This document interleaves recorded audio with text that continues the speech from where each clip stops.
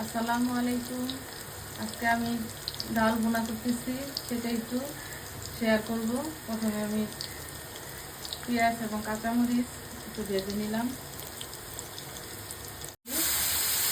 এখন আমি সাথে মুগ ডাল আর মুগের ডাল একসাথে রান্না করি সবসময়। ডালটা ভালো করে কষিয়ে নেব। সাথে আম দিয়ে দিব, আম দিয়ে ডাল চচ্চড়ি হবে আজকে। ঠিক আছে, এখন পরিমাণ মতো পানি দিয়ে দিব।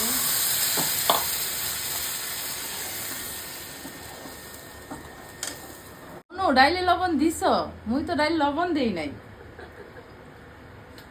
এখন লবণ দিয়ে দিলাম। অবশেষে আমার আম চচ্চড়ি ডাল দিয়ে রান্না করা হয়ে গেল। সবার দাওয়াত রইল। প্রচন্ড রোদ, একটু টক খেতে ভালো লাগবে। আল্লাহ হাফেজ।